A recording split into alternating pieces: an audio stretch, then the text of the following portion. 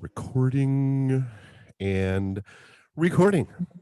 Yay! Happy holidays. Merry Christmas from Tales from the Barside, everyone. Happy Merry Christmas, Kwanzaa, Hanukkah. We've got Kwanzaa. We didn't forget about our Hanukkah friends. We haven't forgot about any of them. Whatever you're celebrating this holiday season, or even if you're not celebrating, we raise a glass to you tonight. And literally, here we go. Cheers, everybody. So I was just telling these guys, I made up a little concoction tonight. I was in the mood for a Christmassy type drink, and I was like, I don't want eggnog, and I don't really want Bailey's. So I went and got some Captain Morgan, and we had almond milk in the fridge. Yum. So I poured some Captain Morgan and almond milk. Which, let's be clear, is not milk. It's not milk. But would not, water. But would not sell if they called it what it was, which is nut juice. It's got that same kind of like, it's got a good it's like a thicker consistency, you know. Right. So I kind of started blushing when you said that. It's a nut juice. I think Bob Seger wrote a song about it, or something like that. Nut juice city limits. But that wasn't enough. So like I put a little cinnamon and a little nutmeg and a little vanilla extract, and then like the true kicker, a little French vanilla coffee creamer. To really kind of like, you know what, which I use as a mixer more than I ever talk about, like that. Like French vanilla coffee creamer is a good cocktail mixer that I don't think enough people pay attention to, because like heavy cream, it's too much, can get a little boring, you know. But French vanilla adds a little flavor to it. I'm with you. It's not quite as thick as half and half, but it's like you know, on that same level. Every year at our Christmas party, because like our family Christmas party is on New Year's or on Christmas Eve, so it's like our like reunion or whatever. My Aunt Mick makes homemade Baileys. Oh, nice! And it is so fucking good. I'm intrigued. I can imagine. She brings like jugs of it, and she will like, you know, we'll all sit there and drink drinks with her Baileys in it, and it's really good. So the moral of that story is get into a relationship with Lauren to get the invite to the Christmas Eve party. That does. Shit, you don't even have to be in a relationship with me. People come from all over anyway. My friends are like, so you guys getting together for Christmas? We coming over? Like, yeah, man. They get wasted. My entire family will just be like passed out in the basement. I've been tagged in more than one post from a family member this season that there are major regrets that I am not bartending any of our family holiday parties this year. Yeah. We're having a Zoom party, so I like got a bunch of wine and stuff, and we're gonna have like a little Zoom Walker Christmas party. I like it. Social distancing. You do what you gotta do. Exactly. Like the age of technology, you know, we can all still get together. We do this every week. I haven't seen you guys' real faces in so long, it seems. It's a little crazy. That's okay. It's only been a couple of months. It's only been like 10 months of being at home. 10 months of lockdown. We've literally done our podcast like 4 times as long online than we have in studio. Right? Yeah. Most of this year has been about that. Well, well. And that's okay. Yeah. What a crazy. We did what we had to do to keep the train on the tracks, you know, keep this bad boy rolling. And hey, but the Chuck E. Cheese tokens of stimulus is coming. That's all. Oh yeah, I can't wait. My friend described it better. She said, oh man, what did she say? She said $600 after 10 months of all of this is like getting a $5 tip on a $200 check, you know? Yeah. Oh, that's right. Yeah, on a table really of 40 high. that sat in your section for 8 hours. Yeah. Yeah. And you know what? I feel like I'm grateful that I'm getting anything at all. And that's awesome. Not to like, you know, discredit, like I would have $600 more than I had before. Right. But at the same time, like 10 months of pandemic and not having getting $1,800 all together in that amount of time is like kind of ridiculous, but whatever. We'll move on from that. Just had to throw that out there. Kind of ridiculous. It's a slap in the face. It really is. Yeah. You know. Yeah. But I mean, I get you though. I mean, getting back to like, so Bailey's is almost one of my go-tos when it comes to, hey, I want something Christmassy. You know, or like if you're doing a holiday, I mean, it almost has to be. I mean, especially because I mean, it's not like Bailey's isn't just Bailey's anymore. I think there are almost as many flavors of Bailey's as there are flavors of vodka at this point. Yeah, they have like mint and caramel and vanilla. I got 10 bottles sitting on the bar. There's the chocolate cherry, there's the vanilla cinnamon there. I mean, there's a red velvet cake one that I'm still trying to figure out what to do with, but there's a ton. Are any of them any good? Oh God, yeah. Really? Oh yeah, I'm a fan. I feel like the red velvet one. I'm not a huge red velvet. See, and that's cake like I said, that's anyway. the one I still haven't figured out what to do with. Yeah, I feel like that would be really hard to mix with anything, and it probably wouldn't taste very good alone. So I could be wrong though. Never know. That's the one but like the vanilla cinnamon one is phenomenal in coffee. Yeah. And the chocolate cherry one is a great base for whether you're going for like a chocolate cherry martini or, you know, some sort of cordial drink, that kind of stuff. Phenomenal bases for them. Yeah, I agree. And I know that their cinnamon ones are really good. I mean, it tastes like rum shada. Exactly. Well, and then so I had a buddy of mine, one of the guys from one of the other shows on the network. We had talked 2 weeks ago. And he was asking me about infusions. And I said, if you want to do it the easy way, believe it or not, the dishwasher method is what I usually tell people to do the first time they're going to play around with it. And if you're not familiar with the dishwasher method, so you can take up like a cheap bottle of vodka, put in it whatever you want to infuse it with, throw it in the dishwasher by itself, run it through a full cycle. And when it comes out, it's done. You have an infused vodka. Because it's like warm water because it heats it up it? And because like if you're gonna do like gummy bears or Swedish fish or like anything, it does a great job of it. And then you throw it in the freezer, fridge or whatever, and let it sit for a day or two, and it's great. He apparently decided he wanted to go with something more cinnamony, and so he took just a cheap ass bottle of vodka, threw 4 cinnamon sticks in it, let it sit overnight, and then threw it in a freezer for 24 hours and said it's probably the best flavored vodka he's ever had. Yeah. Oh, nice. I was like, try that. Yeah. So I'm like, okay, I'll give it a shot. I have cinnamon sticks. Yeah. I've got cinnamon sticks. I have crappy bottles of vodka that I only use for mixers. I've got a Burnett's sitting in my kitchen right now. Might as well add some flavor to it and see what it does. It's only been there for 4 years. Right. It's only getting better. Now it's artisanal. It's I don't think it works vintage. That way. That's not how any of this works. Yeah, exactly. Yeah, that's not how Burnett's works. That's not how any of this works. Yeah. Oh my God. I'll try that actually. I'm not gonna lie. I will try that. Words to the wise about Bailey's. Words to the wise about Bailey's and Irish creams and rum chadas and things like that. Don't ever put it in a flask. It's just a recipe for disaster. Yeah. Doesn't go in a flask. I know somebody who did that a long time ago. I was like, I don't know that would even dawn on me to ever try. Right. I think one of my worst experiences ever was drinking all night long at a casino of like the nuts and berries. So it's like cream, but usually sometimes people do Bailey's, right. And then Frangelico and vodka, and what is the other one? Chambord. Yep. I drank that all night long, and then I went to my car to smoke a joint, and I got way too fucked up, and I was throwing up Bailey's all night long. Which is not a good feeling. No, can't be good coming up. Like, I mean, nothing really is, but still, that's a bad one. Nope, don't like that. Thankfully, my friend drove us home, so that's cool. That's good. It's good to have a designated driver, or at least somebody like straight enough to handle it. Well, but so Remy, you'd mentioned the whole like holiday people and people not knowing how to drink because they never drink. I always thought it was fun to see like Christmas company parties and that kind of stuff. I think it was. God, I was 23, I think, when the boss that I was working for pulled me aside and he's like, look, I'm going to tell you the most important rule when it comes to Christmas parties. And I was like, all right, shoot. Because he was like a mentor to me. And I was like, let me have it. He said, enjoy the hell out of your first drink. Yeah. Never finish your second drink. Yeah.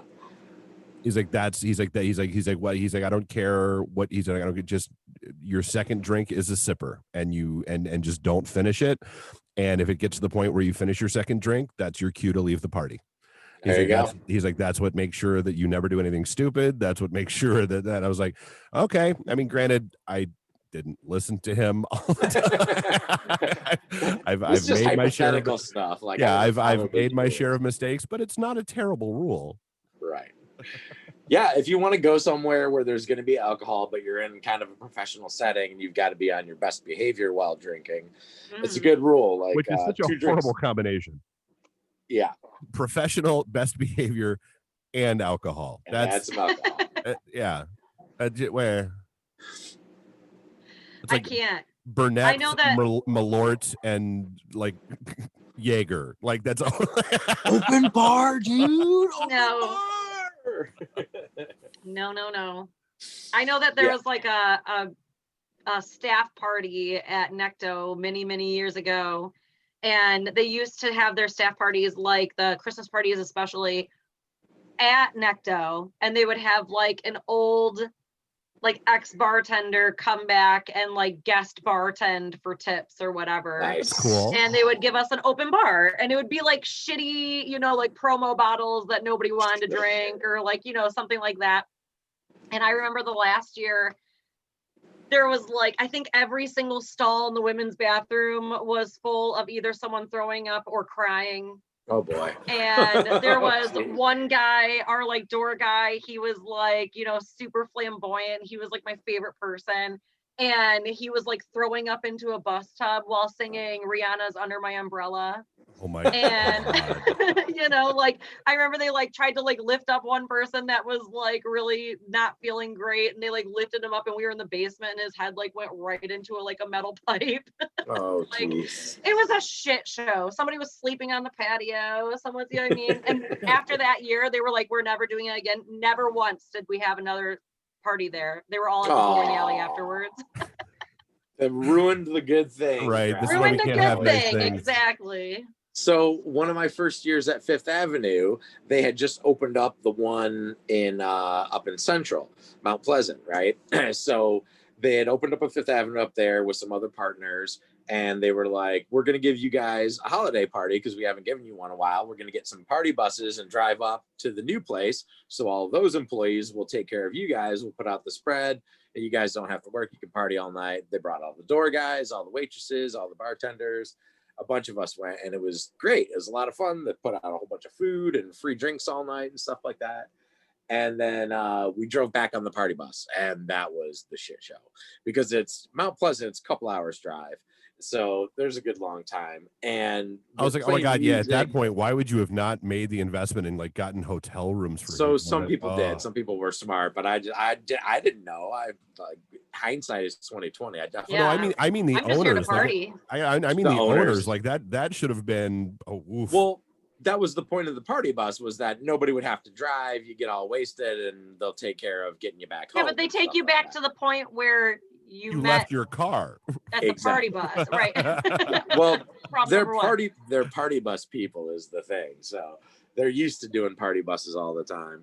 I had a great time and, got my buzz on, but not so wasted that I couldn't see straight, and was fine when we got back home to take myself home. Now, the guy sitting next to me on the party bus passed out.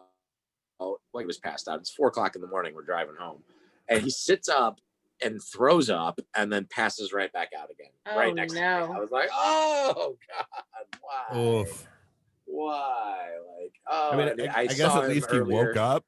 He was mixing everything because it's like open bar, so he didn't know how to do our open bar. See, so like, those are the amateurs that like that's the problem with amateur nights, is that people just don't understand. The people that aren't used to drinking, St. Patrick's Day, the day before Thanksgiving or the night before Thanksgiving, New Year's Eve, like those are always the nights where it's more fun to not get rocked, just so you can people watch. Watching everyone else get wasted. The ones that don't do it all the time and don't know what the hell they're doing. Yeah.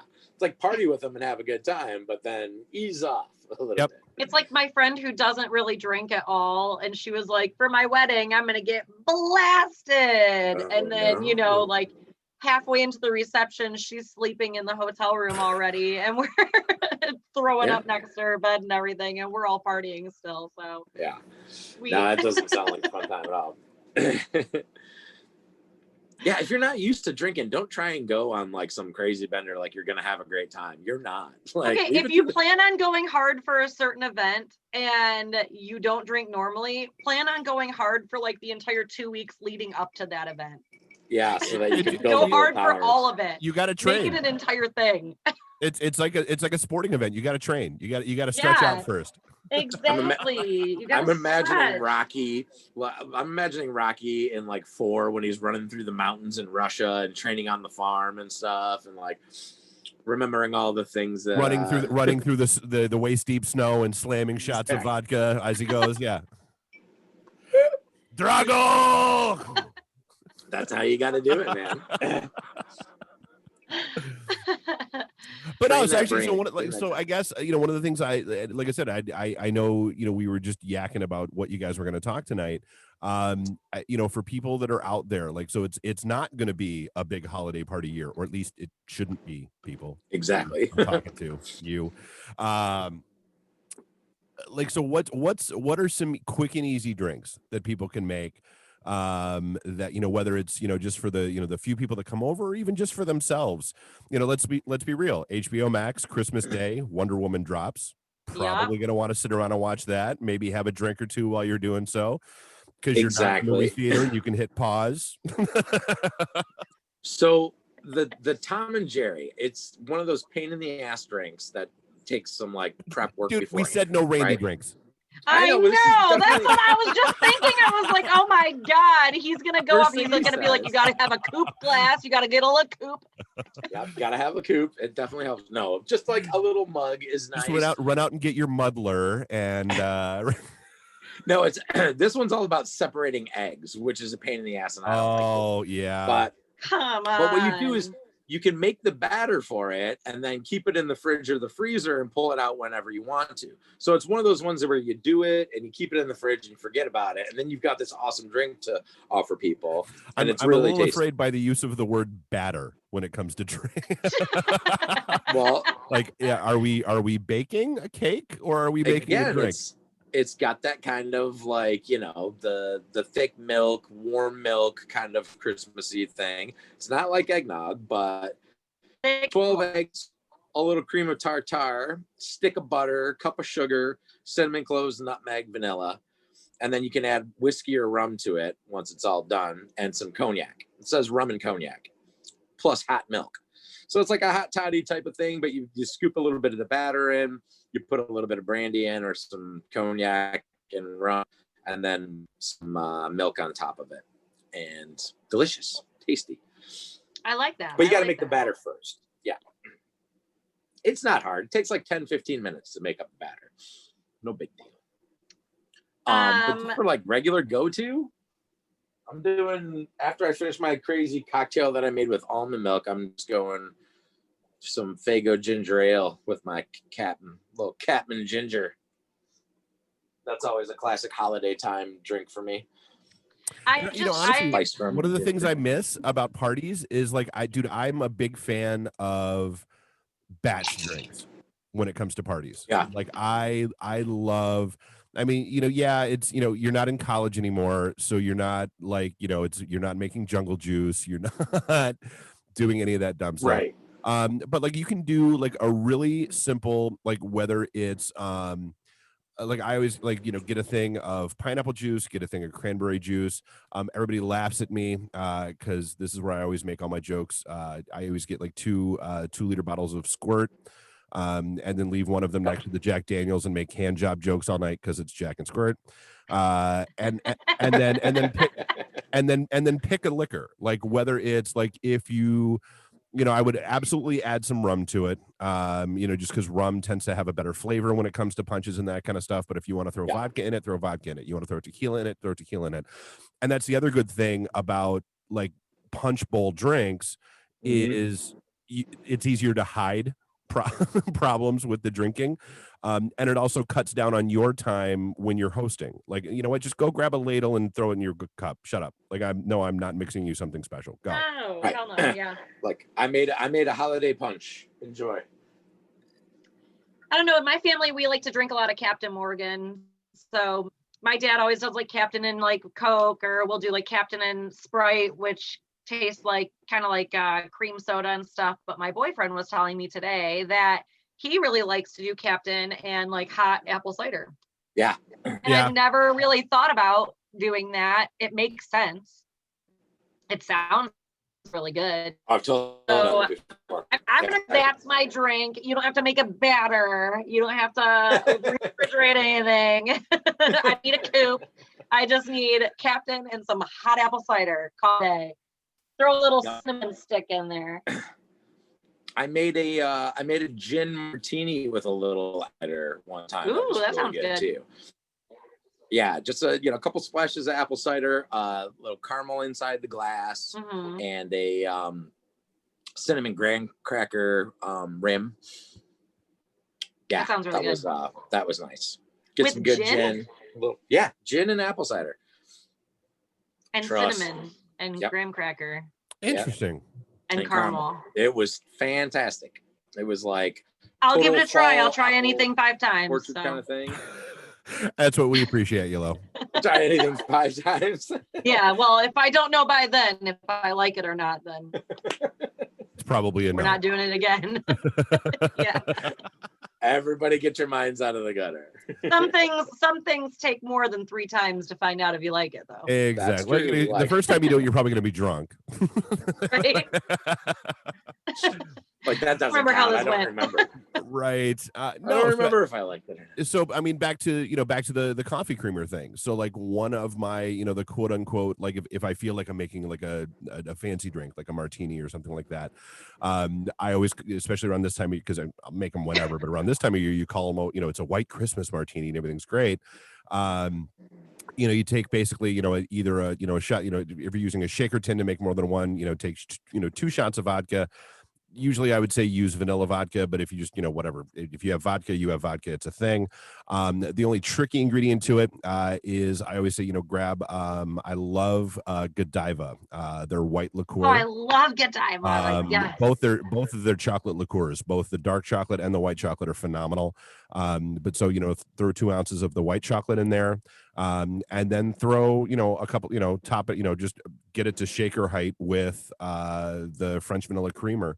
And you've got yourself a nice little kick martini. And if you want to get, if you want to get fancy and you want to start, doing, if you want to start giving out rim jobs, if you want to start like, wet the martini rim and throw some cinnamon around, throw some cinnamon on that, you're good to go.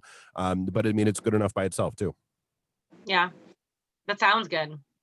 100% agree. I used to love making, like, people come in to whatever bar I was working in, as long as we had Godiva, if they were like, can you make a good chocolate martini? I'm like, yes, I can. Honestly, so that's where the chocolate cherry Baileys comes in really handy. Yeah. Is you mix up the Godiva chocolate and the chocolate cherry Baileys, and they get that little and that's where I get.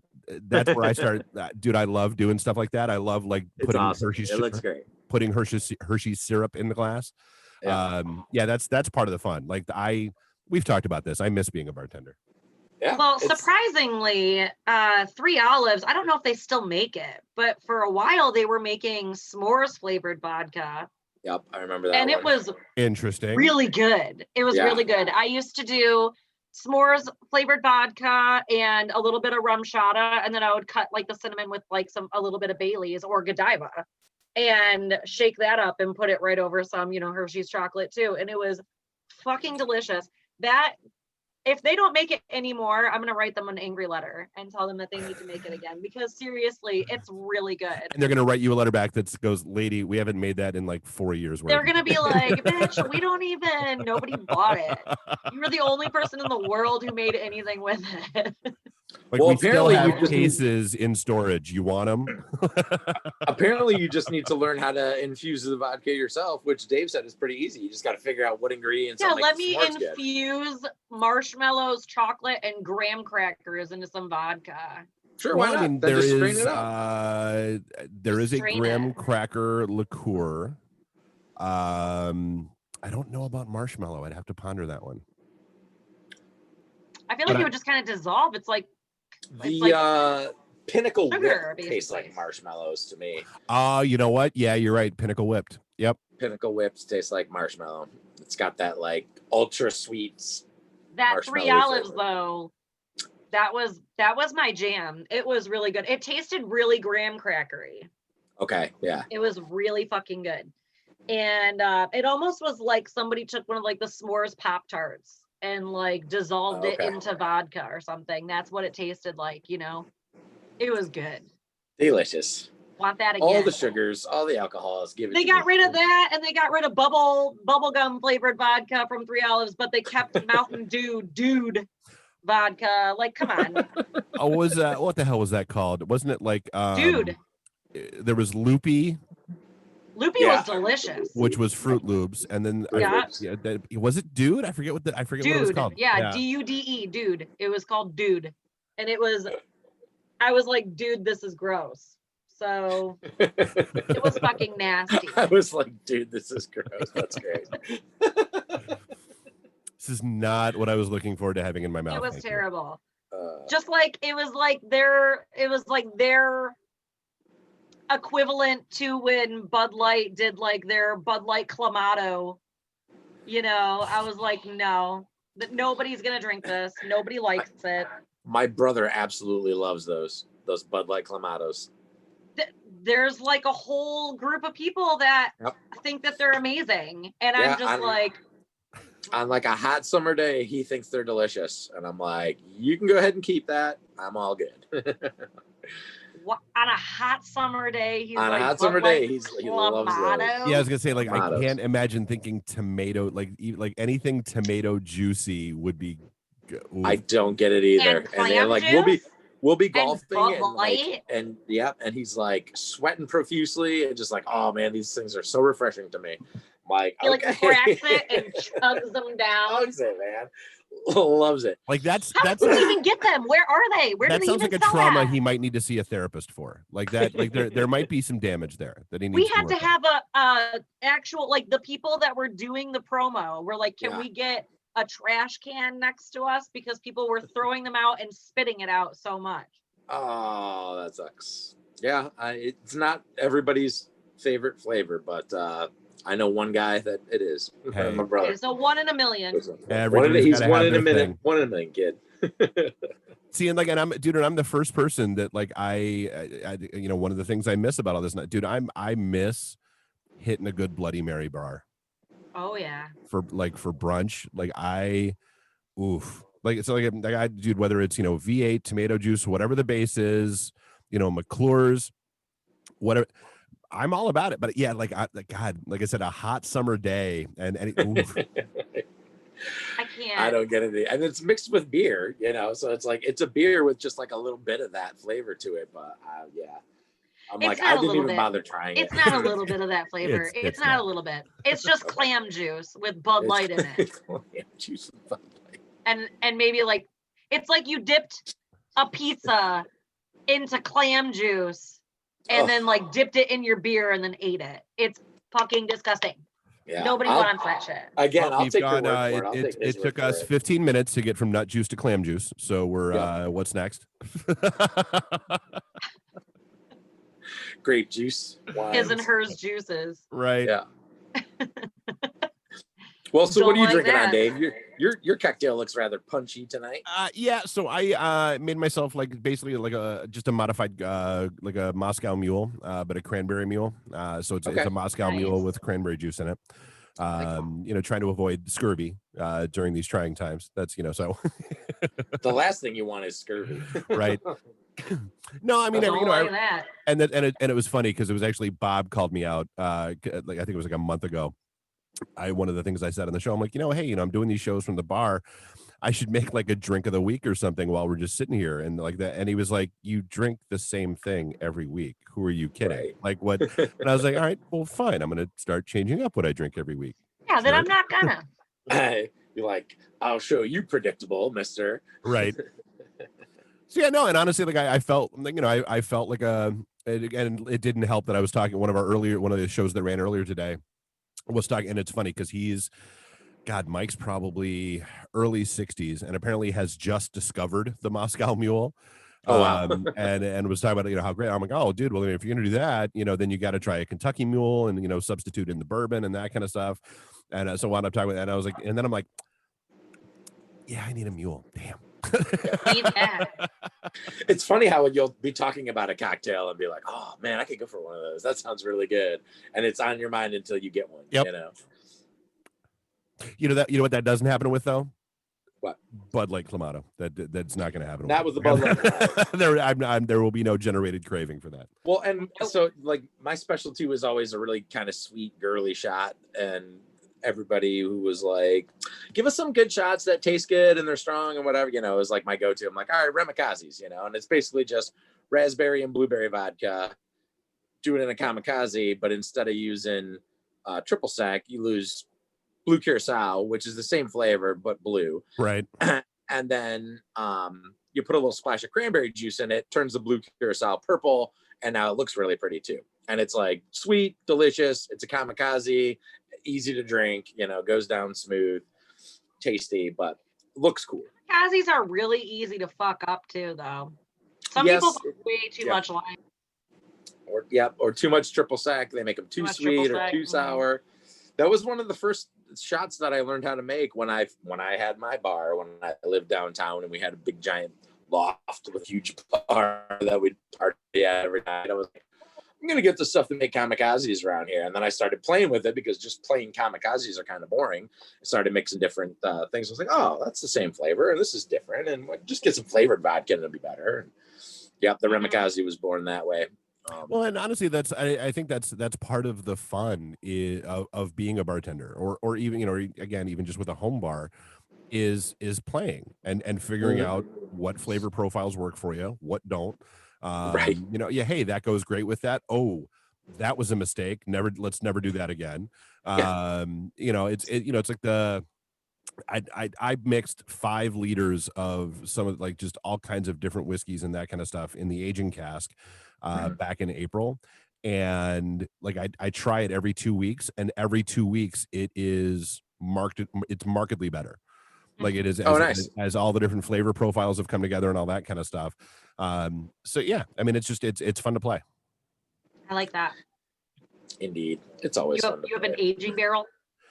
It's one of dude. So it was a Facebook ad, and it was like, so it says like, Dave's Distillery and, and all that stuff. So I had to, Facebook knows me. It was calling him. Like Facebook knows they can hit me with ads for 2 days that I'll be like, ooh, yeah. Oh. And then day 3, they're like, here's the one you need. I'm like, God, you're right. Damn it, Facebook. Facebook is smart like that. I've been seeing stuff pop up on mine that I kind of need to have lately. Facebook do be knowing me pretty well. They do be knowing me pretty well. They know what's up. Well, it's like, I don't know if you saw my post the other day. I'm like, you know what? I really don't need any more dumb shit for my bar for a while. Facebook ad, right. Boom, and it's like a fire extinguisher, and I'm like, no. I might need one more thing. Like just out of spite, I'm not gonna buy it. Right? Yeah. Just because I know you were listening to me, you bastards. Yeah, for real. I was watching a documentary about Vidal Sassoon earlier today, and now all of my shit is like Sassoon stuff on my Facebook, and I'm like, I was just watching something on a TV, not on my phone, right? On a TV watching something, and now I keep on seeing shit for Vidal Sassoon. I need to train my Siri to like turn the microphone off, like, hey Siri, turn the microphone off on everything. And just, from time to time. Siri, stop being creepy. Right. Siri just goes, no. Right. Yeah, no. That's not the deal you signed. Right. Like, don't worry, the vaccine will get everything that the phone missed. Right. With my chip. So when I do it, that was my post My earlier today, tracking because chip. that was my random thought. Like, vaccine selfies are going to be the new I voted selfies, aren't they? Oh my God, Oh, it's fuck so true though. Yep. It's so true. When you said Right. that, I was like, Why yeah. do you think they gave you the good camera on the new phones? Right? Just in time for a vaccine. Oh. It seems like that's going pretty well too, so that's good.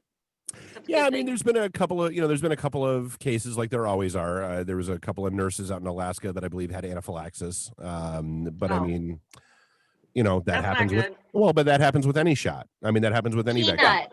Yeah, I mean, that Right. happens with lots of vaccines. That happens with. So, I mean, and 2 out of however many hundreds of thousands of doses they've given so far.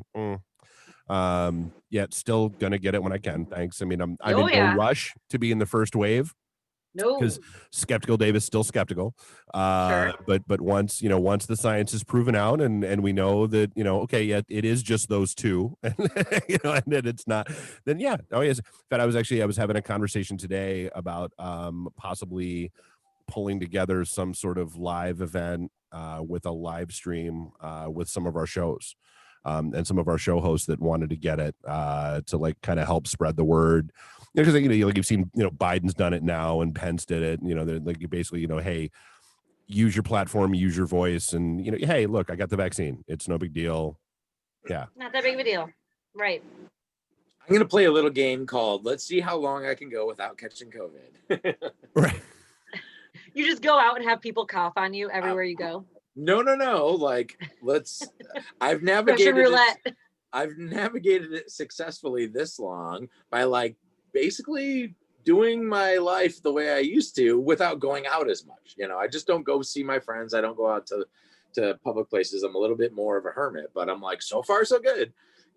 I'm going for test number 3 is this week. So if I just live the rest of my life like this, I'll be fine. Test number 4 will be next week. So I'm hoping by this time next week I will be 4-0 versus COVID.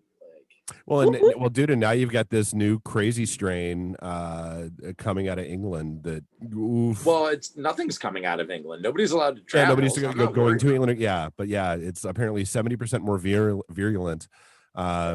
And the back channel stuff that I'm watching says that it might be because there was an immunocompromised patient that they kept pumping full of like Regeneron and Remdesivir, to try to kind of kill it off, but they didn't hospitalize them. So they were still just walking around. And as they were walking around, the virus was building up resistance to Regeneron and Remdesivir, and that's why it kept mutating, and that's how it kept getting stronger. And so this person was walking around living their lives, spreading it around, these new mutant versions, and that's why we are where we are right now with Britain. Great. So yeah, we did it to ourselves. Yay. Amazing.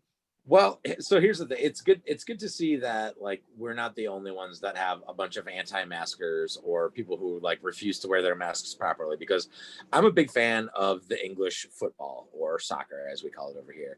And so I watch their games, and they've recently started letting fans back into the games, and these guys are standing up and cheering with their masks down under their chin and under their nose, and they're sitting there. It's like, you're allowed. It's the same kind of protocols that we have here, where they allow them into the stadiums. They give them a temperature check to make sure, you're tested, you're good. We're only letting 2,000 of you in at a time. So like everybody's got to be safe and stuff like that. But it's like, they're still supposed to be wearing masks, and like, they don't, it's like, You see people on TV, they're not wearing masks all the time.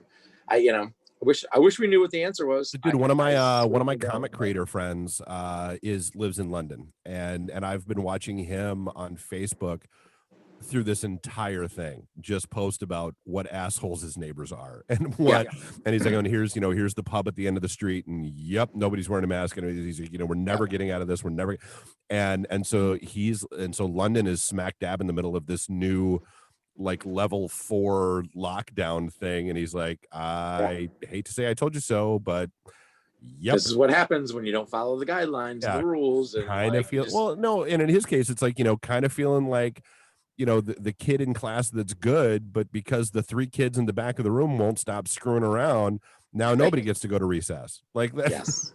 Yeah, exactly. I think I've done a good job. Fucking it up for everyone. Exactly. Yeah. I mean, like, I haven't caught it yet, knock on wood. So I feel like whatever I've been doing has been working. Or maybe I just never came in contact with somebody who had it that closely. Who knows? It's all Are a you big tongue mystery. kissing everyone you meet? Yeah, like no. No, I have not been. And that's probably a good thing, you know. It's like the love life has been fucking kaputs. Like, yeah, it's been fucking weak.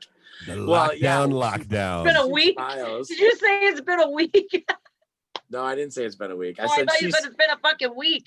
I said you're the one smiling and laughing with a boyfriend over there. You don't have to worry about it. Yeah, it's been like less than 24 hours. So a single guys out here are struggling, man. It's not fucking easy. Well, that's what it is. It's all the single people that still want to go out to the bars and like, I don't fucking care. I don't care about COVID. I need to get laid. And it's cuffing season too. So like everyone wants to cuddle and be close with somebody. And I know a bunch of people that are like definitely meeting people off of Tinder and stuff. And I'm just like, don't do it. Yeah. I got a friend of mine who a couple weeks ago, I think it was maybe a week ago now, posted, he's like, God, he's like, you know, I got a lot of friends that are all of a sudden pregnant on my timeline. Like, what the hell? And I'm like, dude, you can't even convince people to wear masks. You think they're wearing condoms? Like, what? Right. Well, I am proud to say I did not. I'm proud to say I did not lose one hoodie to some scurrilous swamp witch this year. So that was a good thing. Scurrilous swamp witch. A scurrilous swamp witch. Is that a regular occurrence outside of this year? Yeah. No, I'm just saying, like, you know, there's definitely been ladies that I've dated in the fall that have run away with a fucking hoodie or two before. You know, it's like it's kind of Jezebels. Yeah, that's the thing. You know, the cuffing season. You get a girlfriend, and then like 3 months later, it's not. And all your sweatshirts are gone. Yeah, that's. But she's got your hoodies. Yeah, and you're just like, no. Yeah, guilty. I did not lose any of my hoodies this year. My boyfriend will be like, what are you wearing? Like when I'm wearing his hoodies and stuff, I'm like, nothing. He's like, those are mine. I'm like, if it's yours, then why am I wearing it? You can't argue with that logic. That's right. You get to be inside me, so I get to be inside this. That's how that works. That's right. And if he wants to throw too big of a fight about it, just take it off and he'll shut right up. I guarantee you. We're not complicated individuals. We really are. No, it's like that can end any argument. Just like, you know, go take a shower and then come out and take off the towel. Like, right. Yeah, argument over. We're good again. I'm like, you're gonna be mad at me for stealing like one of your hoodies while you have 300 of them in the other room that you're not wearing, and I'm wearing ones that don't even fit you. So fuck off. Like, come on. Yeah. No, I don't mind giving up. Like, I don't mind giving up the old ones that don't fit me anymore. Or, although I don't really outgrow too many of my clothes. Like, I've gone up a little bit, but nothing ridiculous. No, he's losing weight. He's lost 80 pounds. Oh, so wow. I'm like, I'm wearing your gigantic hoodie that you're not gonna. You have new hoodies now. You know what I mean? Like, I'm wearing this one because I swim in it, and it's like walking around wearing a blanket, and I like it. It's a snuggie. It's a snuggie, exactly. I want to be wearing it all the time. I would, if I had a bunch of giant oversized ones, I would totally take them. That's the whole point of He's not wearing them. I'm wearing them. Perfect. Oh, well. It's not good. You snooze, you lose. You don't get to wear it. How is it yours if I'm the one wearing it right now? I mean, you just like your can't socks. argue with that logic. That's honestly good. I steal his socks too, and I'm like, well, maybe you should have stopped me. I've got great socks on today. Ooh, what are they, corgis?